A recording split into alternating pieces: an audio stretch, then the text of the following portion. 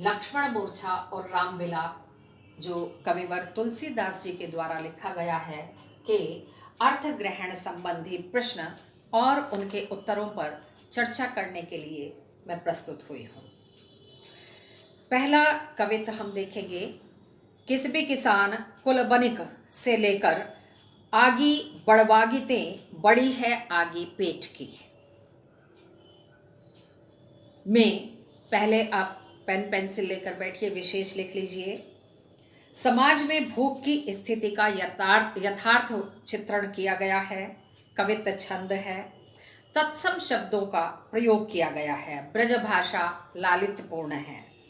राम घनश्याम में रूपक अलंकार तथा आगी बड़वागितें पेट की में वक्रोक्ति अलंकार है।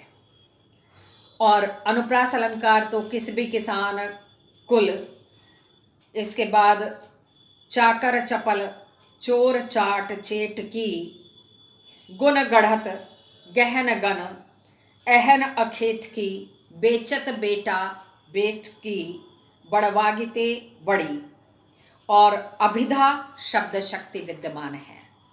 पर आधारित अर्थ ग्रहण संबंधी प्रश्न हैं। पेट भरने के लिए लोग क्या क्या अनैतिक कार्य करते हैं? पेट भरने के लिए लोग धर्म अधर्म पूर्ण कार्य, ऊंचे नीचे सभी तरह के कार्य करते हैं। बल्कि विवशता इतनी अधिक हो जाती है कि विवशता के कारण ही, गरीबी और पेट भरने की विवशता के कारण कई बार वो अपनी संतान तक को बेच देते हैं। दूसरा प्रश्न है, कवि के अनुसार पेट की आग कौन बुझा सकता है और यह आग कैसी है? कवि तुलसीदास जी के अनुसार पेट की आग केवल और केवल राम रूपी घनश्याम ही बुझा सकते हैं, क्योंकि यह आग समुद्र की आग से भी भयंकर होती है। तीसरा प्रश्न है, उन कर्मों का उल्लेख कीजिए जिन्हें लोग पेट की आग बुझाने के लिए कर गुजरते हैं। कुछ लोग पेट की आग बुझाते हैं, उसे बुझाने के लिए पढ़ाई करते हैं, तो कुछ अनेक तरह की कलाएं सीखते हैं। कोई पर्वत पर चढ़ता है, कोई घने जंगलों में शिकार के पीछे भागता है। इस तरह के पेट भरने के लिए कोई सेवा कार्य करता है, कोई चाकरी करता है, कोई ऊंचे नीचे कर्म करता है। तो हर तरीके से अपना पेट भरने के लिए, अपना जीवित रहने के लिए, जीविकोपार्जन के लिए जिसको जो भी सुलभ लगता है वही साधन अपनाता है। दूसरा कविता है, खेती न किसान को भिखारी को न भीख से आरंभ होकर दुरित दहन देखी तुलसी हाहा करी का विशेष आप लिख लेंगे। उस समय के समाज की बेरोजगारी, अकाल की भयावह स्थिति का वर्णन प्रस्तुत कवित्व में किया गया है। तुलसीदास जी की राम भक्ति प्रकट हुई है। ब्रज भाषा का सुंदर प्रयोग देखने को मिलता है। दारित दसानन दुरित दहन में रूपक अलंकार है। कवित्व छंद है। तत्सम शब्दावली पूर्ण भाषा है। और अनुप्रास अलंकार किसान को सीद्यमान सोच एक एकन का करी साकरे सबे राम रावरे कृपा करी आदि में दुरित दहन, इन सब में अनुप्रास अलंकार है।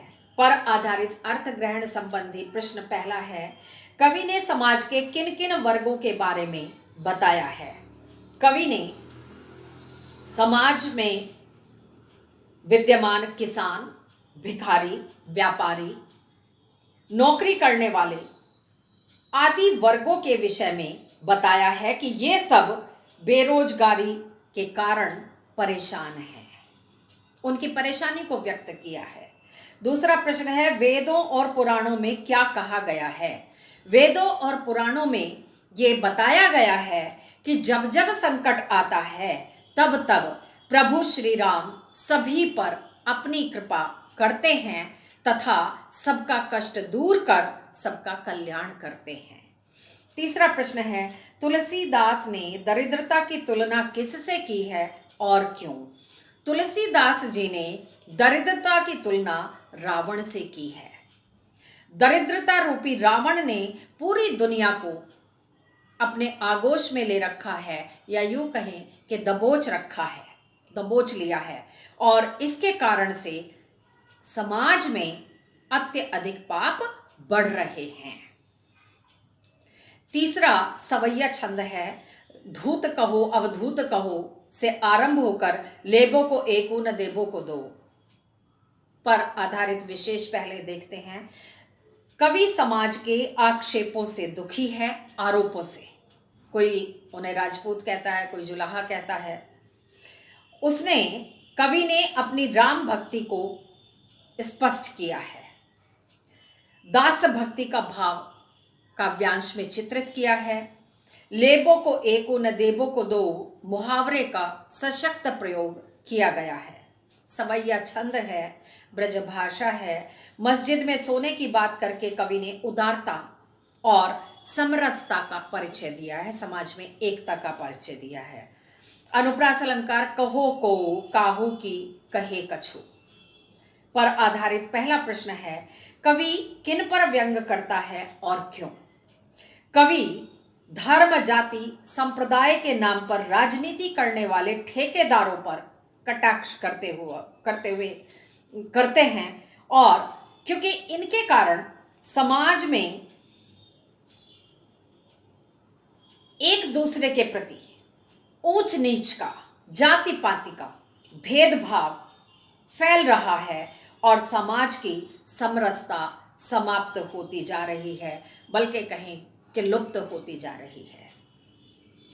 दूसरा प्रश्न है, कवि अपने किस रूप पर गर्व करता है? कवि स्वयं को राम भक्त कहने में गर्व महसूस करता है।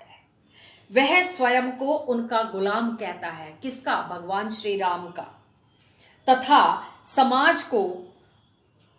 समाज की हंसी का या उन पर व्यंग का या उनको परेशान करने का, क्योंकि जो आरोप लगाते हैं कवि पर कोई प्रभाव नहीं पड़ता है, वो उनसे प्रभावित नहीं होते हैं। तीसरा प्रश्न है, कवि अपना जीवन निर्वहन किस प्रकार करना चाहते हैं? कवि भिक्षावृत्ति से अपना जीवन यापन करना चाहते हैं। वे मस्जिद में निश्चिंत भाव से होकर सोते हैं। उन्हें किसी से कुछ लेना देना नहीं है। वह अपने सभी कार्यों के लिए अपने आराध्य श्री राम पर ही पूर्णतः आश्रित रहते हैं। इसके बाद आता है दोहा, तव प्रताप और राखी प्रभु से लेकर पुनि पुनि पवन कुमार में विशेष है हनुमान की भक्ति व भरत के गुणों का वर्णन किया गया है। दोहा छंद है, अवधी भाषा का प्रयोग है। मन महु पुनि पुनि पवन कुमार, पाई पद में अनुप्रास तथा पुनि पुनि में पुनरुक्ति प्रकाश अलंकार विद्यमान है। पर आधारित अर्थ ग्रहण संबंधी प्रश्न, हनुमान ने भरत जी को क्या आश्वासन दिया? हनुमान ने भरत जी को यह आश्वासन दिया कि हे नाथ, मैं आपका प्रताप हृदय में रखकर तुरंत संजीवनी बूटी लेकर लंका पहुंच जाऊंगा। आप निश्चिंत रहिए और मेरे जाने के बाद वैद्य सुषेण लक्ष्मण जी का उपचार करेंगे और वह तुरंत ही ठीक हो जाएंगे। दूसरा प्रश्न है, हनुमान भरत की किस बात से प्रभावित हुए? हनुमान जी भरत की राम भक्ति, उनकी धर्म परायणता, शीतल स्वभाव और उनके बाहुबल से प्रभावित हुए, क्योंकि भरत स्वयं राजपाट उन्होंने स्वीकार नहीं किया था, बल्कि वो भी श्री राम की तरह वन में रहकर और श्री राम की चरण पादुकाओं को सिंहासन पर बिठाकर राजपाट चला रहे थे। तीसरा प्रश्न है, हनुमान ने संकट में धैर्य नहीं खोया। वे वीर धैर्यवान थे। स्पष्ट कीजिए। मेघनाद का बाण लगने से लक्ष्मण घायल और मूर्छित हो गए थे। इससे श्री राम सहित पूरी वानर सेना शोकाकुल हो गई थी और विलाप कर रही थी। ऐसे में हनुमान जी ने विलाप करने के बजाय धैर्य बनाए रखा और संजीवनी बूटी लेने चले गए। इससे यह बात स्पष्ट हो जाती है कि हनुमान जी वीर और धैर्यवान थे। इसके बाद नेक्स्ट आता है, उहा राम लक्ष्मणी निहारी से लेकर पिता वचन मनतेहु नहीं ओहु। विशेष राम का मानवीय रूप एवं उनके विलाप का मार्मिक वर्णन प्रस्तुत पंक्तियों में किया गया है। दृश्य बिंब विद्यमान है, करुण रस की प्रधानता है, चौपाई छंद का कुशल प्रयोग विद्यमान है, अवधि भाषा है और अनुप्रास अलंकार बोले वचन दुखित देखी बन बंधु बिछोहु बच बिकलाई पर आधारित पहला प्रश्न है, राम ने लक्ष्मण की किन किन विशेषताओं को बताया है। राम ने लक्ष्मण की निम्नलिखित विशेषताएं बताई कि वे राम को दुखी नहीं देख सकते थे। लक्ष्मण का स्वभाव बहुत ही कोमल था। उन्होंने माता पिता का त्याग केवल राम के सानिध्य को पाने के लिए किया था। दूसरा प्रश्न है, लक्ष्मण ने राम के लिए क्या क्या कष्ट सहे।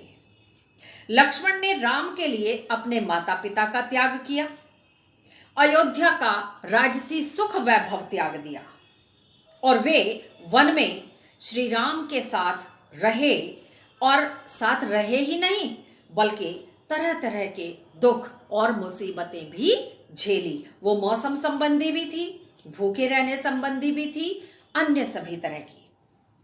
और इस पर आधारित अंतिम प्रश्न है, सो अनुराग कहकर राम कैसे अनुराग की दुर्लभता की ओर संकेत कर रहे हैं, उदाहरण सहित स्पष्ट कीजिए। सो अनुराग कहकर श्री राम ने अपने और लक्ष्मण के बीच स्नेह की ओर संकेत किया है।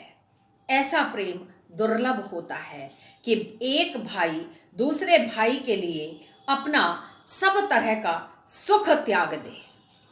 राम भी लक्ष्मण की मूर्छा मात्र से ही अत्यंत व्याकुल हो गए थे या हो जाते थे।